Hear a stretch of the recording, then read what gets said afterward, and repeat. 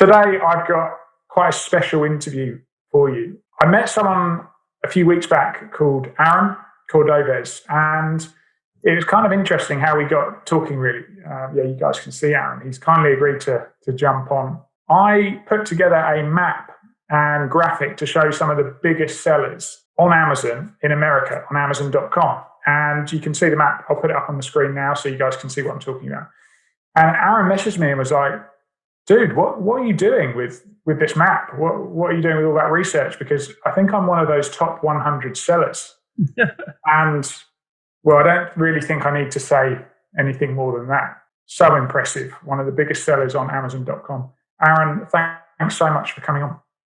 Yeah, absolutely. Thanks. I love this map, and I love, just so you know, I wasn't so much like I think I'm one of those. I knew I was because I follow this thing like religiously. Seller ratings, right? Actually, just last week, I talked to the guy who made seller ratings. It's an awesome guy. His name is Joe. He's a spectacular guy. Anyway, so I look at that thing all the time, and it's a little bit deceptive. I don't think we're on the top 100 on revenue because it takes into account just the volume. And so it's also it really specifically is the feedback. And so, our average price point is something around $15, $16.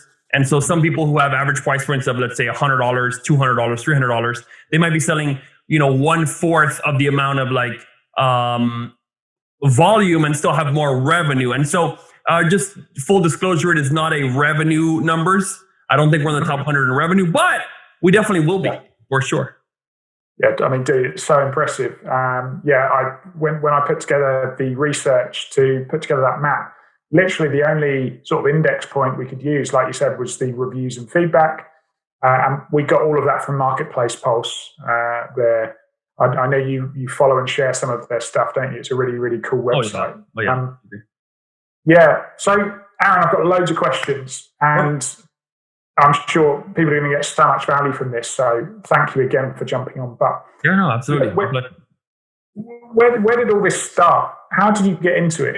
Are you sort of, some sort of Ecomm expert that's just sort of fallen into Amazon? How did it all start? No, it's a great question. And actually on my podcast, I talk about kind of the story more in detail, but it was really an accident. Not an accident, but I mean,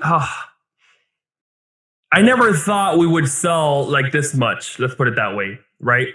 Generally, when starting my goal, me and my wife, in fact, I had started a couple things before. I tried to do like my first attempt to do actually online sales and online things was when I listened to Pat Flynn. You might know Pat Flynn from Smart Passive Income. So I was, working, I was actually doing nonprofit stuff, and I was planning to have a baby, and I was like, I read some of his stuff, and it was all about like this link building stuff and all this crazy. And when I read that, I'm like, well, if I just do this, I'll make like so much money, and I could whatever, right? And not just money, but also be able to have influence and like rank on Google and whatever. So I ended up doing something like that, and I tried to get into that, and I paid for a course. It was like $2,500. It was not a very good course, to be honest. It was maybe outdated. By the time I bought it, it was maybe like the third round, and it hadn't become so effective, this link building. Anyway, I failed so bad. I spent $2,500 with money from my mom. I had to borrow from my mom because I was broke. And I spent hundreds of hours trying to build this thing, and in the end, I was making maybe like $60 a month.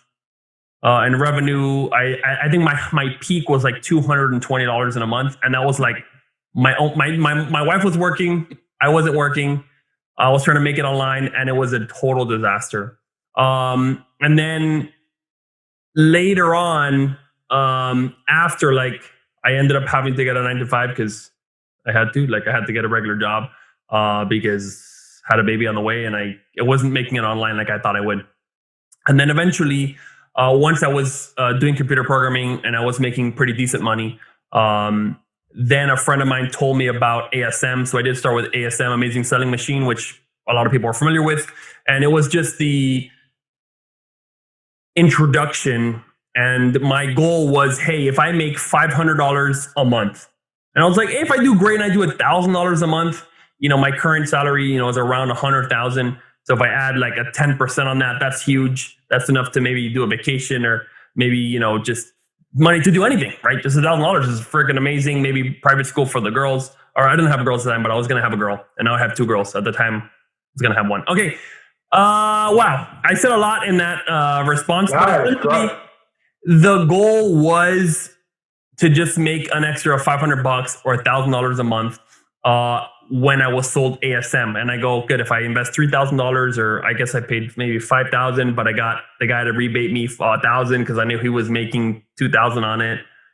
And so it's $4,000. And if I make $1,000 a month, hey, that's a great investment. And that's how I got started. That was in 2015.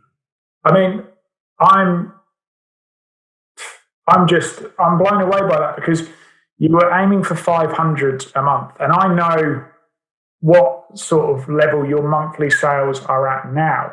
And it seems like a good time to go on to that question. So, Aaron, please share with the audience, what sort of gross sales are you hitting on a usual month?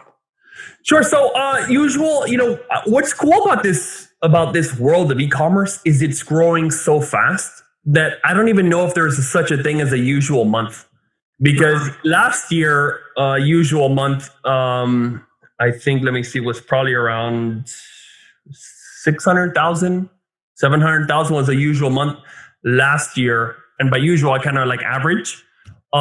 This year, it'll be something in the order of like 2.5 million plus would be like a usual. Unbelievable. So it's quite a change. And also the beginning of the year versus the middle of the year versus like it's been rapidly changing. But let's just say, we'll do well into the 8 figures or 10 million, well past that this year. Which, and I mean, I'm not a skeptic, but have you got anything that you could show the people? Have you got any sales? Yeah, sure. So thanks so much for sharing this with us. So what's interesting, and the reason I think this is important, right? And so I get a little bit hesitant for 2 reasons to show these figures. Number one is because and I know some people like in the network marketing stuff, like Herbalife, I know and another one, things like that, where they're like, okay, I just made $10 million, this. And then they actually get sued for that kind of stuff because they're kind of saying like, hey, you can come here and buy my course and do this thing. Look, and right now I don't even have a course. Okay. I do have a podcast, which I'm sharing information for free. So, but the reason I even want to share this or that you're asking, and I'll show it to you, is that it's important that when you want to learn how to do something, you should learn from someone who's doing it. Right. And so, when I learned, right, even if you're learning from someone that's selling 100,000 a month, that's good because you could learn how to get there. But again, if you want to get to our this level, I'll show you this Seller Central. Here's our Seller Central. I don't know how much you can see or can't see. I don't know if it's backwards. Is it backwards or is it not backwards? Yeah, no, we can see that. So last 30 days. Then just to show you, I'm going to just refresh it so you see that it's real. Okay, so it's not like a fake screenshot. So you've sold over 6,000 units today, and in the last 30 days, you've done over 5 million. Yeah, it's the first time ever we do 5 million in 30 days. Just congratulations, man. And thank you so much for sharing that because, guys, I did secretly ask permission before. I wouldn't be that rude to invite Aaron on here. I think it's important to who you're learning from, because I've been lucky enough to meet many people who sell 9 figures, meaning 100 million and more. And as soon as I know, they're saying okay, good. So I'm going to listen closely. I'm going to be like, what this person says, I need to listen to because they got there. And that's one thing when you're learning, you should know what the person sells because it's important, right? And you don't want to learn from someone who is only selling a course and they make all their money in the course and don't sell on Amazon. That's probably a bad person to learn from. So anyway, it's been a crazy wild ride. And, at one point we did almost go bankrupt, maybe twice. We've been through so much crap. It's unreal, but no, it's been worth it. I've read, I'm always involved and sort of immersed in information and to see what other sellers are up to and what they're experiencing. And it's a cash flow intensive business model, isn't it? And I guess as you're scaling up to those sorts of heights, you really have to try and find the balance. I mean, I'm lucky, my 2 business partners, they've been, one of them I've known basically all my life. The other one I've known for a very long time. We're very good friends, and we can keep each other on the straight and narrow. And when it comes to cash flow, because it's all of ours as a collective, we can really help each other, not be too, heavy on risk, but also risking enough to grow. But I suppose at times, like you said, you were close to becoming bankrupt. And is that just due to Amazon's ever-changing mood, if you like, and swings in keyword rankings and things like that? No. So, okay. There was two scenarios. One was because, we kind of got excited, my wife and I, right? We got to a certain level of sales. I think when we hit 100. So basically the first 2 years, we didn't take a single dollar out of the company. We've actually put in money. And I probably put money on credit cards and did all the different stuff to put money in, because I knew once it was selling, it's kind of a no-brainer. If you're selling $10,000 a month, you're going to invest $1,000 more to potentially do more. It wasn't like I would be okay to lose that money, right? And I don't encourage people to max out cards and do whatever unless you're comfortable losing that money, right? That's an investment strategy, but for stock market and whatnot. But it's also for your own business, right? Invest the money that you would be okay with if all that money went away, right?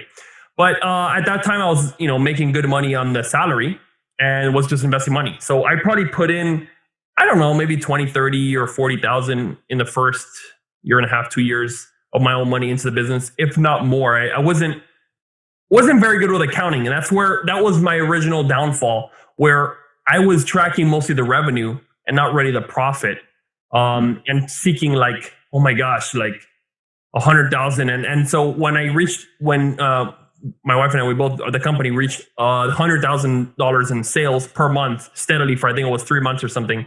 This was, I believe it was 2017, June, which is my birthday.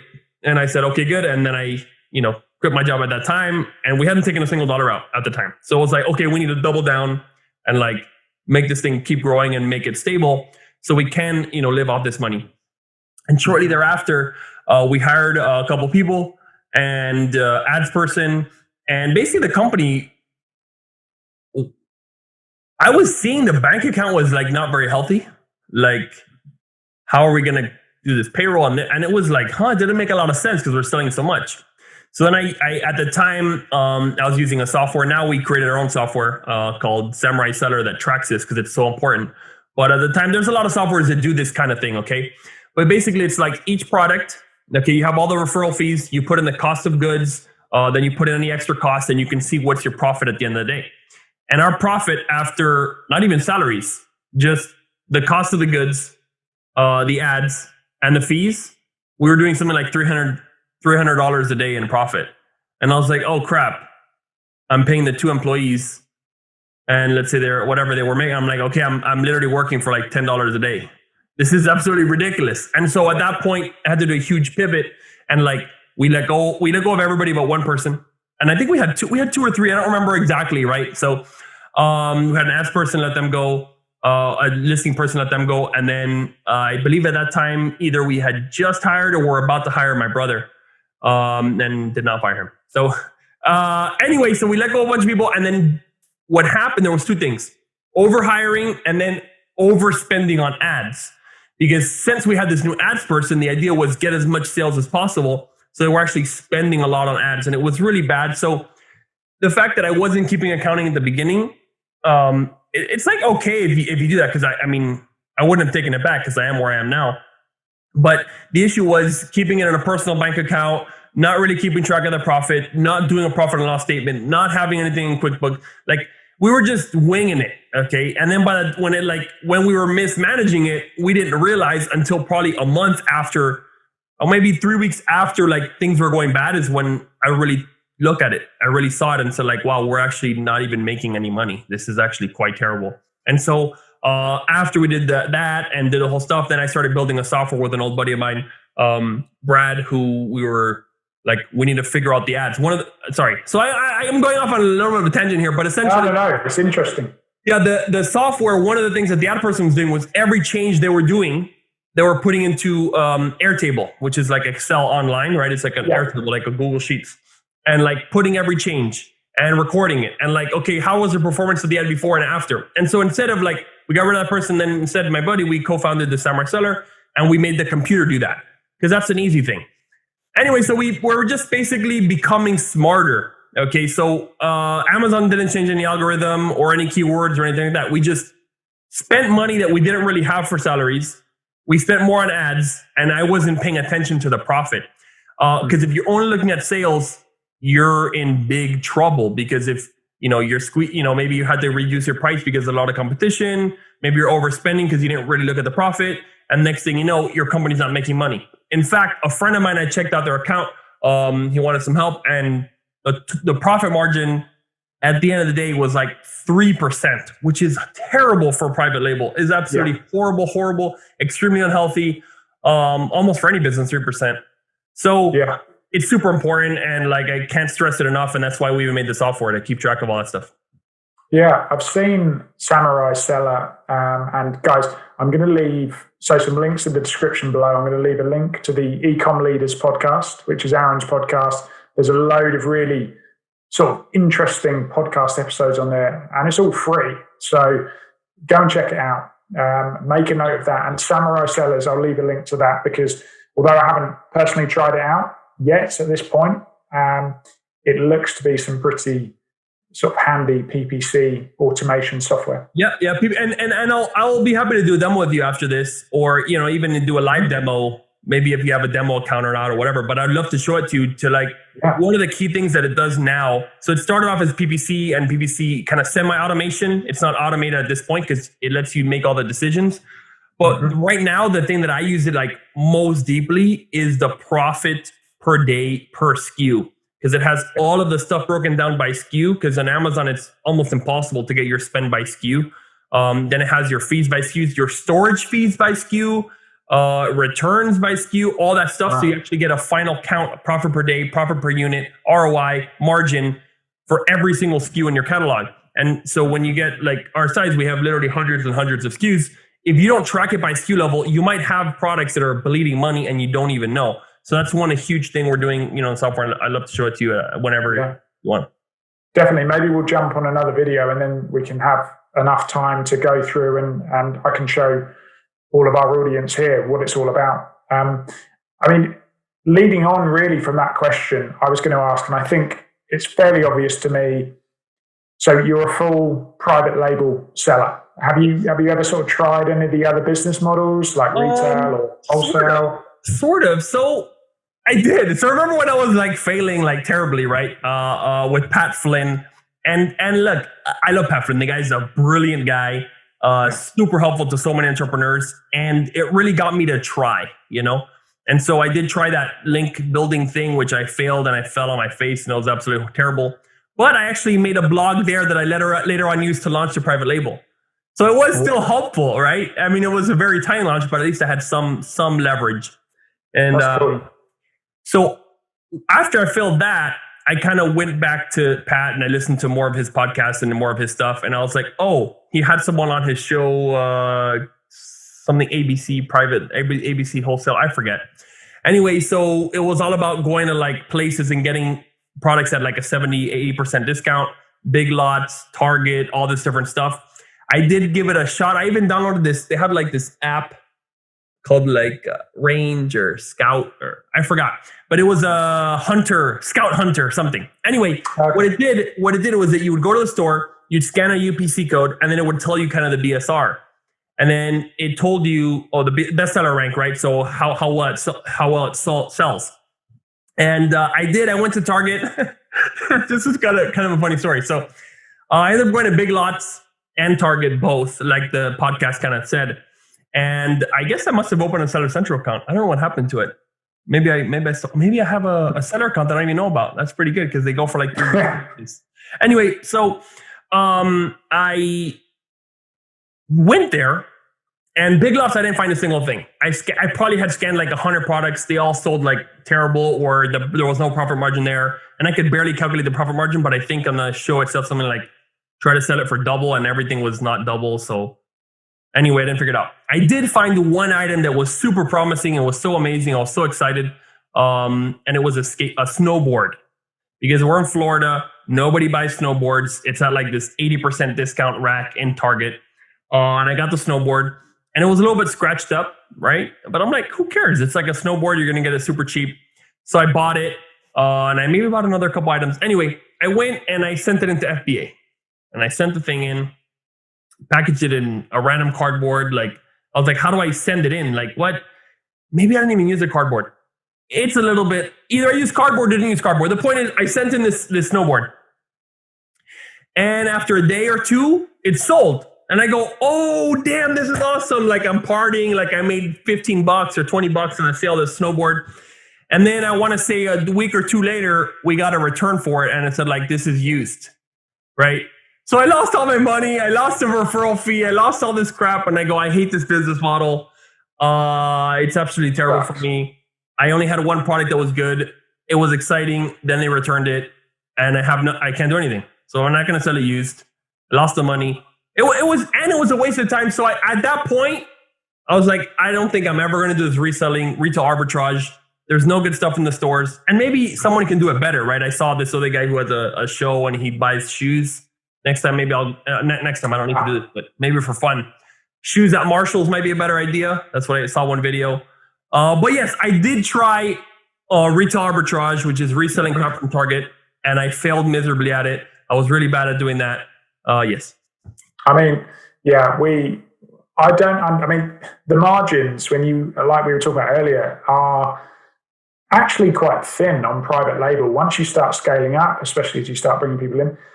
When we tried retail online arbitrage, it was quite funny how bad it was for us, really. We were just really bad at it, but we had a very similar experience. No snowboards, but just a load of wasted time. We wasted a good few thousand trying to do it, but we learned a lot from it. We actually learned a lot more about Amazon, and yeah, it was worth it. That's one thing that's good, is because you open the Seller Central account, you kind of get an idea of what the bestseller rank is. At the time, I was so confused, right? Like, now bestseller rank, I can tell you left, right, and center. I can tell you like how much it sells. I can do all sorts of stuff. At the time, it was just a number. And I was like, if it's less than 100,000, I should buy it. That's all I knew about it. But at least like gets you familiarized with what it is Amazon, how do you sell it, what's FBA, the fact that you can get returns, like all this stuff was stuff that I was learning. So whether or not I made any money, it was still good. And I know several people who started in that arbitrage world, did well or didn't do well, and then moved on then to private label to then make good money. So I agree. Awesome. It's a great experience. So a question I was really sort of looking forward to asking you. So I'm assuming you're fully sort of FBA now? We do have a warehouse. We do have a warehouse. And okay. I want to say we might move like 300 or 400 units a day through our warehouse. Some of that is FBM. But yeah, primarily everything we send to Amazon. Just, in the fourth quarter, the storage fees are really high. And we just started keeping track of a metric, a statistic we're keeping track of, which is storage fees as a percent of revenue. So when fourth quarter started, it was something like 3.5% or almost even 4% of our revenue was being spent on storage. I think our fee for October was maybe $130,000 for storage. Wow. So it's like we're used to just sending everything to FBA, but now that we have people that like manage that, I'm like, good, keep track of that. And it's been going significantly down. I think we've dropped it like at least 1.5 points, which is absolutely spectacular. And so it's just like, you need a person in charge of it. And so yes, everything's FBA, but now we have some warehouses. Actually, it wasn't even our choice now to have warehouses because there's so many restrictions to send in products. So we have to keep stuff in warehouses. We have a warehouse here in Clearwater. We have warehouses in LA from our forwarder. And then of course, the vast majority of our sales do happen through FBA.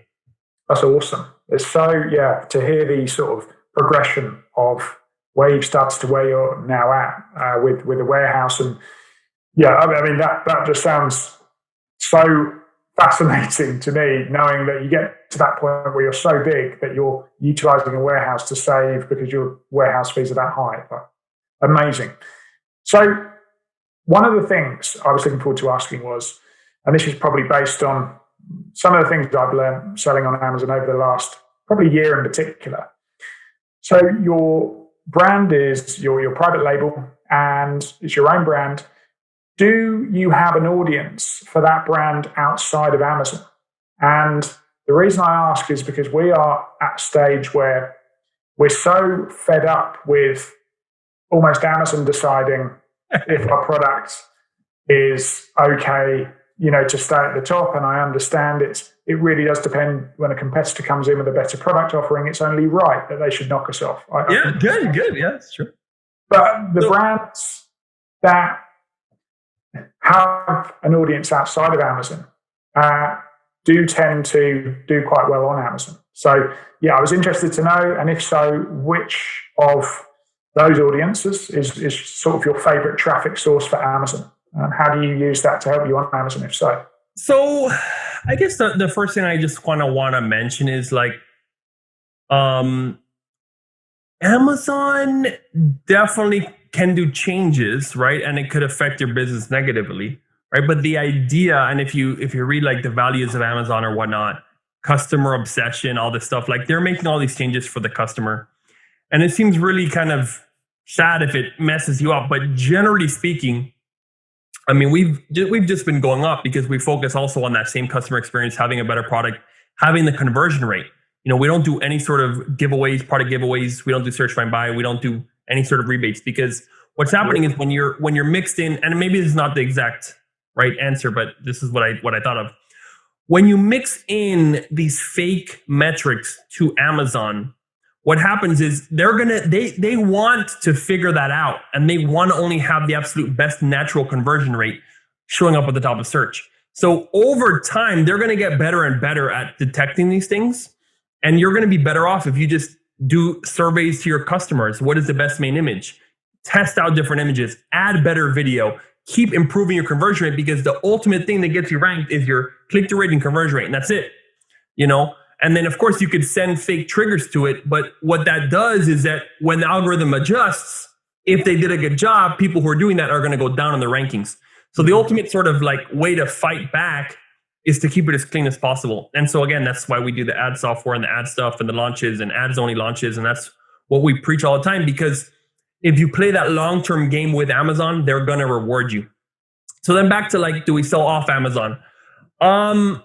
We do very slightly, very, very slightly. I want to say about 6% of our sales are on other marketplaces and our website combined, or somewhere in that range. And then international Amazon is now picked up also to be around like 5 or 6%. So we're getting up to like that 15%. That's not Amazon US. Amazon US is the vast majority of our sales. And yeah, we are working on like our Shopify site. We are working on, we just added some email sequences. We're trying to get traffic there. We just started sending some Google ads there. We do Facebook ads to Amazon. So we do run somewhat aggressive Facebook to Amazon, which, by the way, does work very well if you do it right. We have, I want to say, we have videos with maybe like several 100,000 views and stuff to send people to Amazon. And I know the biggest acquirer of Amazon companies, Thrashio, they do the same thing. I see their ads all the time where they're sending people from Facebook to Amazon. Amazon loves the external traffic. So while we are, 95%-ish Amazon, we do send some traffic from off Amazon, very little. We do also have several people in Venezuela. I am from Venezuela, so we have a team in Venezuela, which we used to do influencer marketing, Instagram stuff. We give away products for free. We get videos. So, and with no rebates, I mean, we literally ship them the product. And they actually put, sponsored by our brand in all the posts. So it's very open, FTC compliant, et cetera, et cetera. So, we do some Instagram, we do a little bit of the website, we do some Facebook, but really 95% of our sales are Amazon in one way or the other. That's amazing. So yeah, that's really, really interesting to hear. And the fact you use Facebook as a traffic source. So when you're using Facebook in that way, you're using good creative. So influencers, people that the target audience would resonate with when they're buying that product. And you're using videos and you're just driving the traffic straight from Facebook. Are you using like a buy one, get another product free? None of that. You're just going full. Yeah, just straight videos. No, we have a person who's kind of their specialty is Facebook to Amazon. So they use there's a software thing called Zon Tracker that kind of gives you some conversion data. We've tried Amazon attribution, which if you're brand registered, you can have, but the data seems to be really bad and not really working. So Amazon's working on making that better. So it's hard to track the sales, but you kind of just, okay, when it's on, we get this much sales. And then, when it's off, did the sales go down? You're kind of winging it, really, but we just literally say buy the product on Amazon. You know what I mean? Okay, yeah. Go buy full price. It sort of sounds like most of your work goes into the product research and product offering stage. So are you doing things like looking at, say you want to sell a product and it's been highlighted as a potential opportunity, you'll look to see maybe what other products people might buy with that, putting together things like bundles. Does that play a strong part of the game, or how are you improving? I haven't had a really good experience with bundles, to be totally honest. I guess not. We have maybe one prepackaged bundle that sells well, possibly two, out of a few hundred SKUs. And they do sell pretty well, so it's not a bad idea. However, what we did at the very beginning was in the search term report, which you can download from Amazon from your ads reports. There you can see where you're being shown. And what's interesting is we had a product that was getting sales for a product that it wasn't. For example, you're selling a pen. Yeah. And the search term report, you had some sales on drawer organizer. Uh-huh. Well, it was really strange. So clicks and even sales. And I go this makes no sense. So I'm well, why don't I just make a drawer organizer? If my pen can sell for drawer organizer, then a drawer organizer definitely can sell for a drawer organizer. So we've done some product sourcing on that way from things that people are searching that for some reason were showing up. And we have also seen the frequently bought together. So if you go to Amazon and you scroll down and you see customers who bought this also bought X.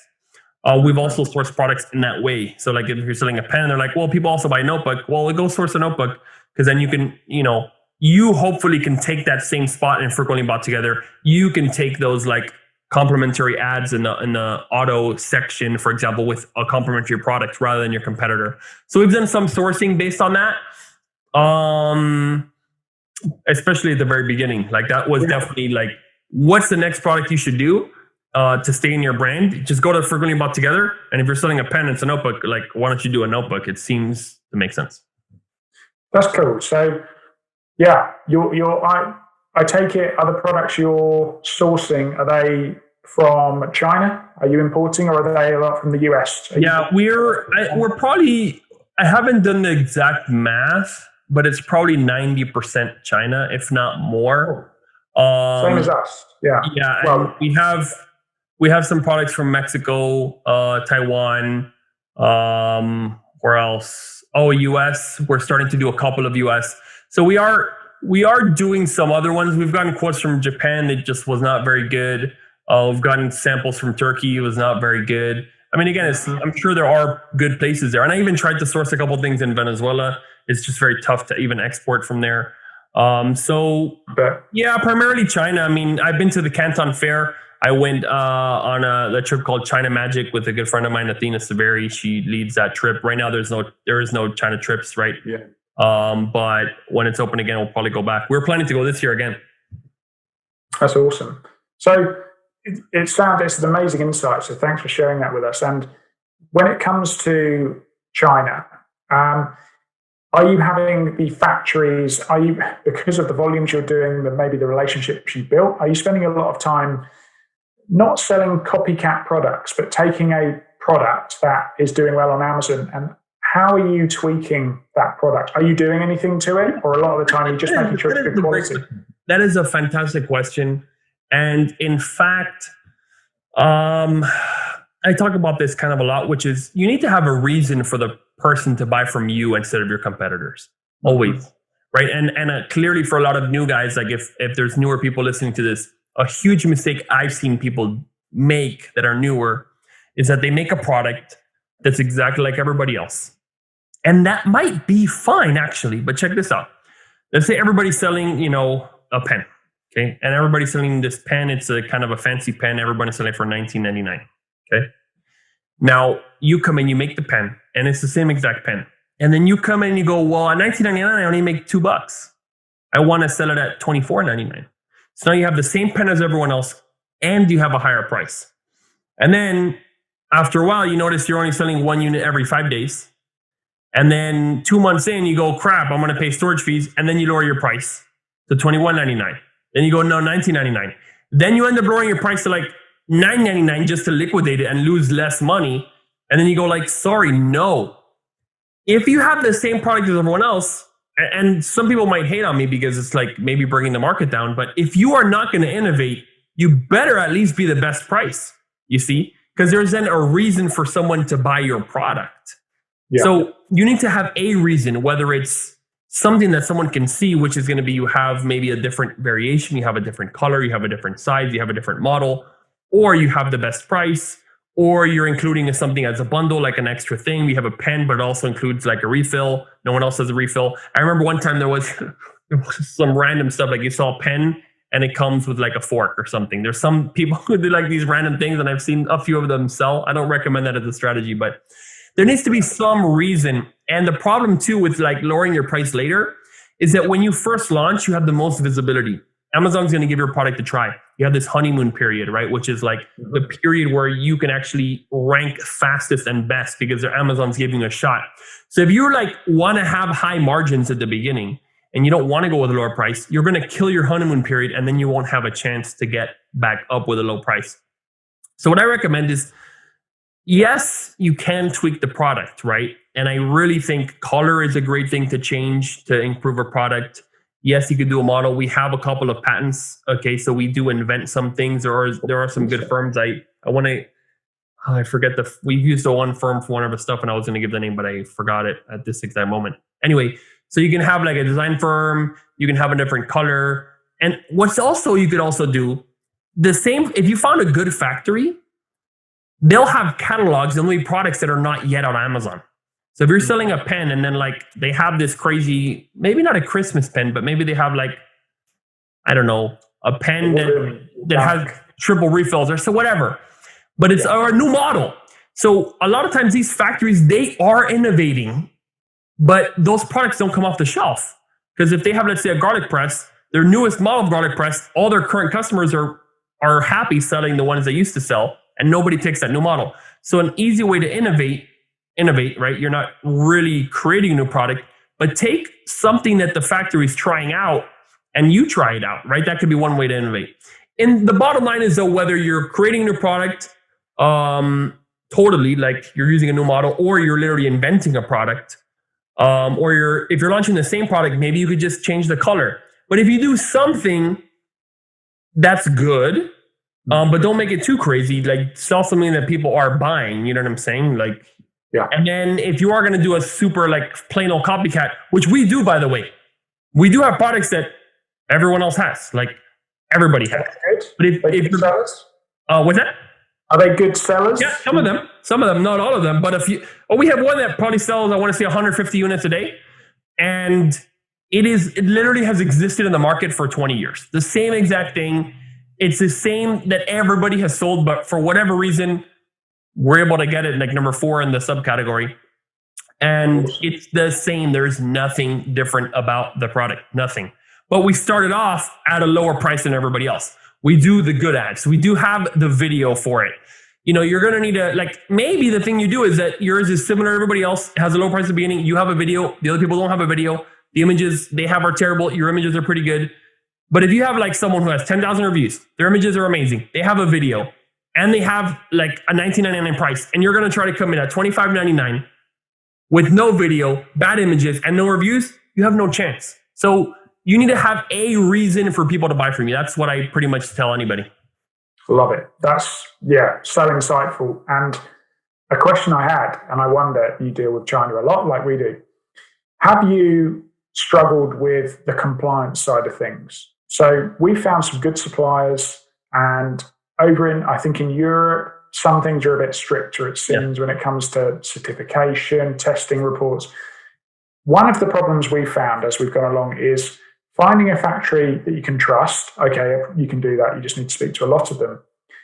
But finding someone that can provide the correct certification and the right supporting compliance paperwork and all that stuff. Do you guys struggle with that so much, or do you use a partner to help with inspections and things like that? So we inspect every product, every shipment actually.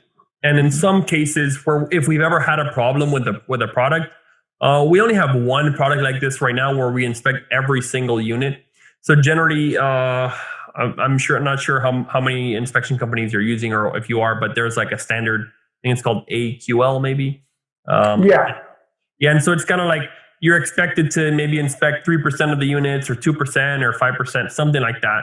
And then you find the errors and you fix them and whatnot. For some products, we literally inspect every single unit. Because either, we're a premium price, you want to make sure it's a very, very good product and we don't have no returns, no problems, no scratches, no nothing. So we do that on some products. And typically speaking, we're not selling creams or supplements where it's, a lot of restrictions and like things like that. So it really depends on your category. For example, if you're in electronics, there's a lot more certifications. So, our category doesn't have that many restrictions. And in fact, we do inspect every product and we check it for. That's cool. Yeah, interesting. And that's going to be literally the meeting I've got with my business partners tomorrow. I'm going to be like, right. No, that's really, really insightful. So thank you for that. The next question I've got, and I'm not sure if we're going to run out of time or what. I think we're going to be all right, but I've just got a few of these questions. So you've almost answered this, but what does your product launch process look like? I'm guessing I've got an idea of it now. And what does your review acquisition strategy look like? It's definitely changed throughout the years. Okay, when I started, and this might come as a shock to some people who are maybe starting now, but in 2015, when I started, it was totally legal, kosher, perfect to literally pay for reviews. That was totally okay. 2015, right when we started, it was kind of, I think we were in it for a few months and then it got banned, but they called it the unbiased review, right? Amazon would let you give a product for free and maybe even pay. I forgot if you can pay them. I don't remember the exact rules, right? But there was like a website called thomason.com where you could just say like, okay, 40 people, influencers, right? Guys who don't really have any sort of influence necessarily in terms of like a following, but they have 10 followers or 20 followers, but they would get the product for free, maybe get a couple bucks, and then they would guarantee to leave you a review on Amazon. This was totally in rules, right? So at the time, it's funny because now people, like if you could do that, people probably pay literally millions of dollars of reviews. At the time, I was like, we can afford like 20 reviews. So our very first launch had 20 paid reviews or unbiased reviews, right? Mm-hmm. And that was the original strategy. And that was cool, you know what I mean? Because that was totally kosher. At one point, all those reviews, most of them got swiped, deleted, and that no longer became a thing. And there's been so many evolutions. So I'll tell you what we're doing right now, because now you can't do that. And yes, one thing that's very popular right now is doing like rebates. Okay, so, and we had done some of this as well. Like as the times are changing, we went into that. And so at one point, Amazon, like they know what's happening. None of this is a shock. And so once we had a notification, we go, our business is big enough, we're going to cut all this out. And we did. And so it is a very common thing because it's very hard to trace theoretically, but it's not really, guys. Like I have to touch on this just a minute because I want to say from people that I know, at least well over 50% of people launch this way with like the ManyChat, and it is very, very common, which is like you go on Facebook, you put up an ad, you spend $10 a day, $20 a day, $50 a day, whatever it is. You find someone, you say, hey, you want this product for free, product testing, blah, blah. And of course, you don't pay them for the review. You don't require a review. You're not saying, give me $5, I'll pay you $5 a review, but you're giving them for free. Then after you ask for them for the review. The issue is a lot of times people do that for brand new products. And when you launch a brand new product and then immediately has all these reviews, Amazon sees that and they see the percentage too of like percentage of purchases to review. If you're having more than like 5% of reviews for orders, they're going to flag you. And sometimes they flag you a year later, 2 years later, 6 months later, whatever. But generally they will flag you. So again, there's ways to like make it less obvious and, you know, keep track of the percentages, but at least so you know they do look at that stuff. So at least if you're gonna do that, don't give away 100 units and ask for reviews, and then don't take organic sales. Like, please don't do it that way at the bare minimum. Yeah. Now, this is what we do. Back to after all that whole speech. Basically, we try to have an extremely optimized listing. One thing that's very important is your main image. We focus big on the main image. And if you test it, so you can use the software, you can email your own list if you have any guys on your list. You can also use a service like PickFu, I was almost going to start a company like PickFu, but it was a lot of work. So basically, but you show like 2 images to a customer. You can even ask for Prime members or whatnot. And you say like, which image do you like more? And you use your competitor's image and then use your image. And then you have to keep changing your image until more people want to buy your product than the competitors.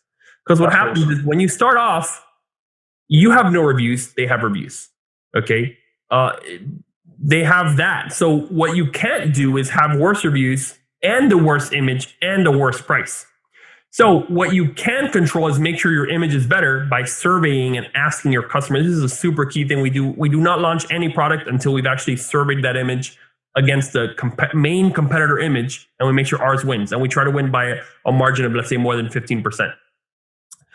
Sometimes we kill it. Sometimes we kill it like, 30 people picked ours and like 3 people picked theirs, right? At that point, your launch will probably be good. So first, you need to have that. The next thing is, of course, all the listing images, the keyword research, all that stuff. Like, that's pretty standard. Most places will teach you about that. So you have the keywords, you have a good title, you have the top keywords in the title. Your image is winning, and then we pretty much launch at very close, if not at break even. Maybe we'll launch at very small margin, but depending on the market, we want to be the lowest price if possible, and then we also want to have an image that wins. And then we do ads, and so on our YouTube channel, I think Samurai Seller, I want to say we have some launch strategies on there. On the podcast, I'll talk about it. But the launch strategy, I mean, that's like a whole talk, right? So we do ads only, but essentially the key thing, if like you take home nothing else, is that you need to survey your image. You need to have a better image and then a good reason to buy, either a color that people like more, a price that people like more. And if you have the main image better and the price better, okay, or something that's appealing, then all the piece that you're missing is the reviews, and then you eventually get them. So as long as you move the sales, nowadays for reviews themselves, we basically use their review button. So there's plenty of services, Zon Master, Managed by Stats. There's a lot of guys who you just select it on, they'll just request reviews from all your customers between 5 and 30 days. You probably know about that, right? So it just requests reviews. I don't know if that's in the UK, but definitely in the US you could do. And so with that review button and then getting sales, you'll get the reviews. There you go. Yeah. Awesome. Okay. Yeah, no, thank you. So like I said, that could be a whole talk in itself, but the image thing to me is a huge takeaway. It really, really is. So PickFu, I'm going to remember that. And it's PICKFU.com. So that's the way you spell it. And I remember, I think I remember Will from Startup Bros. We spoke to him a little while ago. We had a talk, and he was talking about that as a really effective tool. So I must make a note. Yeah, and I don't actually use them. I use another one, which is kind of like a secret tool. I want to say that it's like internal and it's not open to the public. So I recommend PickFu. But the best is if you can use your own audience, right? If you have any sort of insert or somewhere on your email list or something like that, if you have a ManyChat, if you're using ManyChat at all, like you can ask your own customers. And that's awesome. And we've done SurveyMonkey. You can make the survey in SurveyMonkey, send it out, and then they can pick it. So using your own customers is the best because they're the guys who are going to buy. If you're keeping in brand, rather than use this random pool of people in PickFu, which is a good second alternative. But if you can use your own people, that would be obviously ideal. It's a good point. We've got medium size, a couple of thousand people on each of our brands as ManyChat. So that's a really good point. So when you're looking for new products, what sort of benchmarks are you looking for? So, what sort of unit sales will you want to be hitting a day? What sort of maybe profit per day are you looking at? And following on, when would you decide to just discontinue a product? How low would it have to get for you? Great question. So I think that we run things very differently to most companies. And for us, the main thing we look at is for cash flow. Cash flow is a big deal for us because when you're growing a lot, like cash flow is a big issue. So the main metric that we're looking for is the ROI, right? The return on your investment. And so we have a bunch of grids and we use Airtable and we use all different stuff where you input like your costs, the dimensions, all this stuff, and then it'll tell you like, what is your ROI? So basically what that means is like, if we're paying, let's say $5 for a product, we want Amazon's payout to be at least $10 because that $10 covers the original $5 product cost. And then you made $5. So you had to invest $5 and you make $5 profit. That's 100% return. So pretty much any product that we're sourcing, now we're maybe changing a little bit for more expensive products because we're getting into bigger items. But typically, around our price range, we definitely want at least 100% ROI. That is a metric we're looking for more than anything. Because if your ROI is, let's say, 30%, if you grow that product, you will need loans to sustain the growth, period. And it's a huge issue. And we do loans. I'm not afraid of loans. If you listen to my podcast, you'll see I like talk about that stuff all the time and how to get funding and all that stuff. But ROI is the biggest metric. And then in terms of the sales per day and all that stuff, we're very conservative. Okay. So pretty much $100 to $150 of sales per day is all we need to want to launch a new product. So, that's awesome. And the reason for that is, and I'll do some math, right? And this is kind of our strategy, which not everybody follows, but if a product does $50 profit a day, it's really the profit, right? Because I try not to think too much about the revenue and the sales. I want to look at like, what is the bottom line? Like, you know what I mean? This particular activity is not a charity. You should be giving a good service. You should have good products. You should have happy customers. That's all a given. But at the end of the day, like companies should be making profit. And so we want a product to have at least $50 profit per day. So at $150, that's a 32% margin. At $100, that'll be a 50% margin, which very, very few of our products have 50% profit margin. Anyway, if it does $50 profit a day, and if you count like 13 months, meaning like December is 2 months, you're going to do approximately, $20,000 of profit for that product in a year. $20,000. So that's like, for me, $20,000 is a lot of money. Yeah. Like I'll work for $20,000. I will do some stuff for $20,000, right? Maybe not now.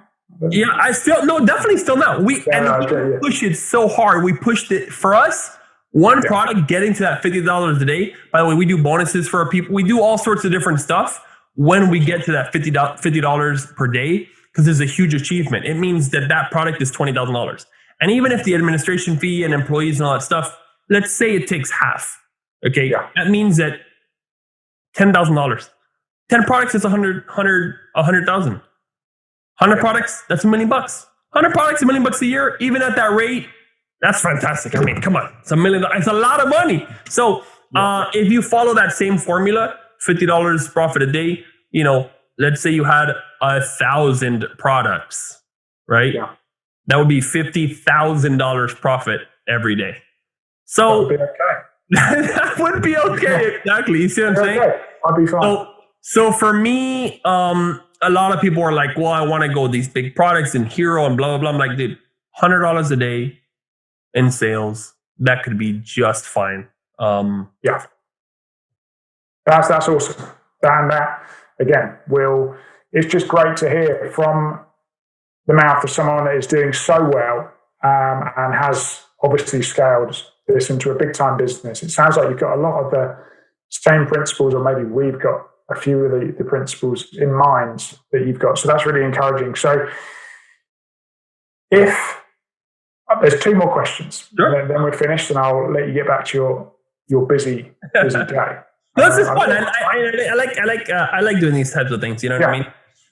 It's awesome. I absolutely love it. I could do it for hours, literally. But my fiance will be probably. I mean, it's about 8:30 here at night now. She'll be. Where are you? No, she's fine. So, if you were starting on Amazon from scratch tomorrow with 10K, what would you do?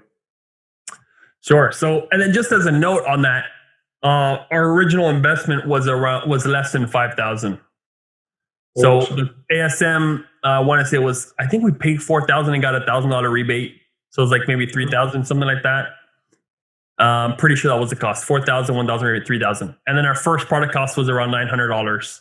And then let's say with design logo, we're probably around 5K all in. So just as a point, we actually did start with less than 10,000. So, okay, if I was starting today with 10,000, what I probably would do, I would pretty much do a very similar thing to what I did originally, which is like research a lot of products. Spend your time, go around and like search a lot of products and put it into an Excel doc or an Airtable or a Google Sheet or whatever you want to do.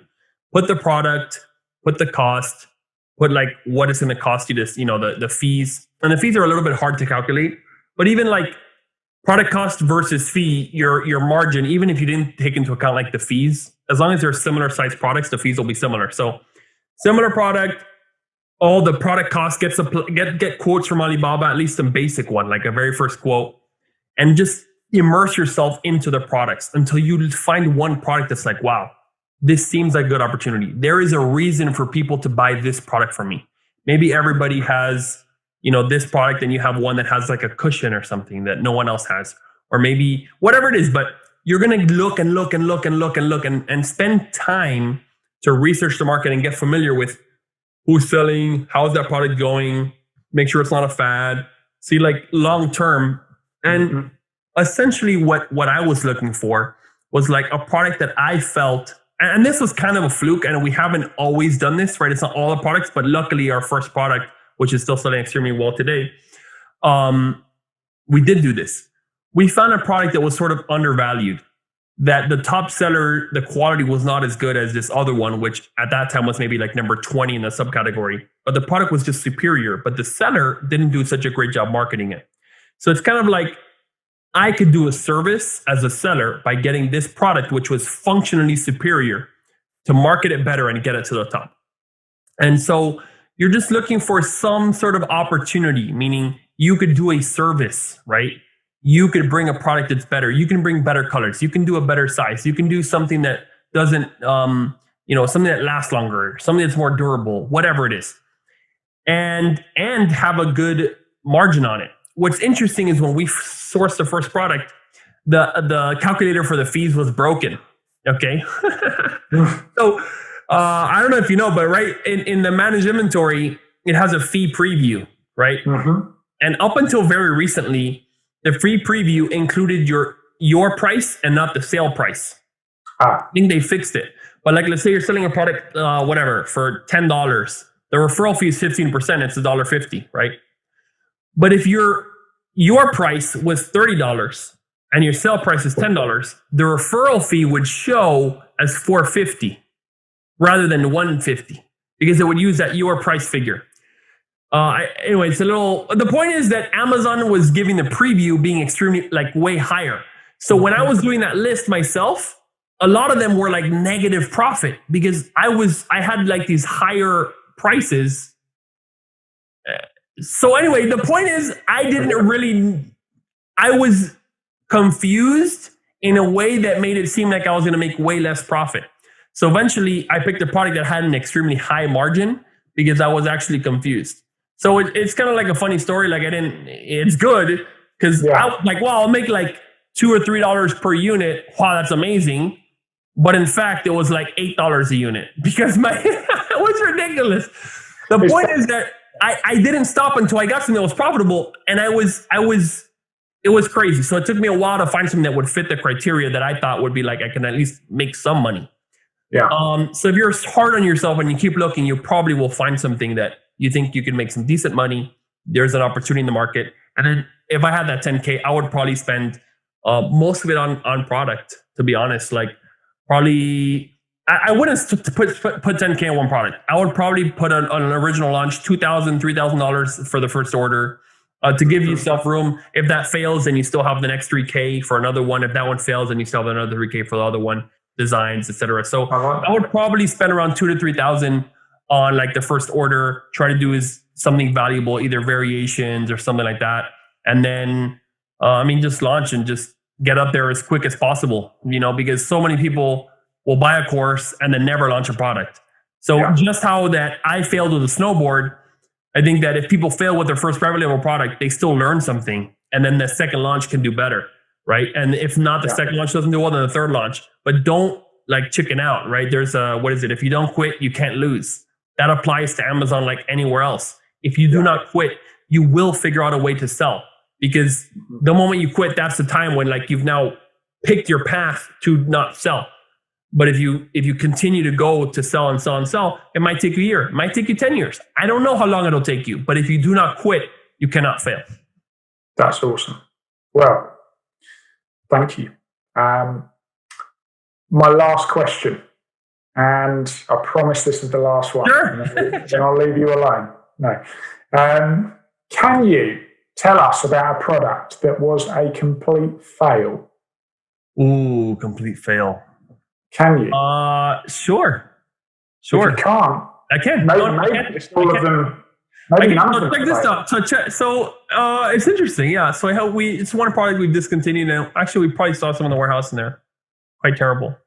Try and think of one that's not going to give away your brand. Yeah. No. It's okay. So here you go. So it's a travel bag. Okay. Actually for your car seat.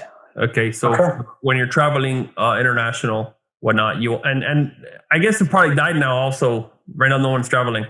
So it's good not selling those. But anyway, if you put the car seat in the bag, and this is a great lesson. That's a really good thing. And I mess this one up, and I use this example all the time when I make decisions on changing products. The product was maybe, I don't know, $8 or $7. It was kind of an expensive product, and we weren't making a lot of money on it, but we were selling, and it was doing okay. And I wanted to save that $1. Okay. I wanted to save that $1 because I'm like, man, the cost is $7, and like the supplier we had didn't seem to be really nice. I just didn't want. Anyway, I ended up at the Canton Fair. I found a person who quoted us $550 or $580 or something, and the material was totally different, and it seemed so much more durable. Like I touched it, it's like, this thing won't break. It's like $2 less or $1. Like, we're gonna change it. So then what happened is we had a 4.5 star rating, 4.6, I want to say, something like that. And I was like, good, we're changing it. So then we just sent it in, and we changed all of them. We sent it in, and then the reviews started coming in absolutely terribly, horribly. People hated this bag. Wasn't flexible. It broke more. But I'm telling you, if you touch the product, I would have bet $10,000. Well, I did. I bet like $10,000 actually that this product was going to work well, because it was thicker, it was stronger. I mean, it was amazing. Everybody hated it. It ripped very easily. It was a disaster. And so the starting I mentioned went down to 4.2. Once it got to 4.2, the thing stopped selling, and it was gone. So we lost all the money. We did probably in the end, we might have been break even because we didn't make money in the first couple orders. But what happened is that this reorder destroyed the star rating, killed the product, never was able to sell that again. And it was to improve the product, right? So there's so many times if you're going to improve a product, change the ASIN, right? Make a new product as a variation and then do it, because realistically, if you're changing it, it's not the same product. So change it, make it a variation, so you can, if you want to go back, you can always go back to your original ASIN with your original reviews. Because no matter how good you think the product is, once it actually goes up, the customers will tell you what they think about it, because it's not what you think, it is what they think and how it works for them. So that product really bombed, and it's crap right now. I love it. Well, we can laugh, sort of, because you're doing really well now. If exactly. Maybe it wouldn't be very funny. Maybe we'd be just quite. We'd feel quite sad about it. That product, funny enough, too. There was a full confession here.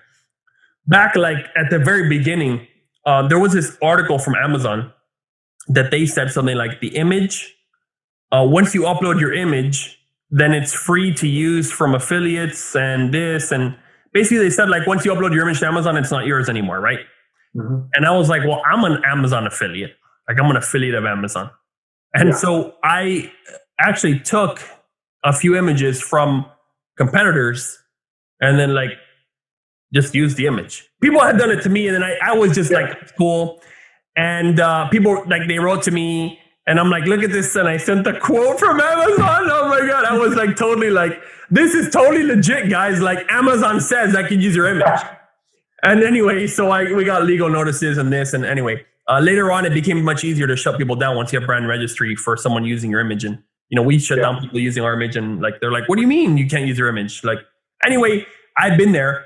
But at the time that product as well, we had gotten like an infographic from someone else. And then we were contacted and they're like, how could you use infographic and this? And it was someone else in the Amazon space. It got messy. The thing was messy as well. So I'm glad that we're not even doing that anymore, to be honest. So, and it was such a good learning thing because now whenever I am thinking about changing a product, I'm like, no, if we're changing anything, put it on a new ASIN.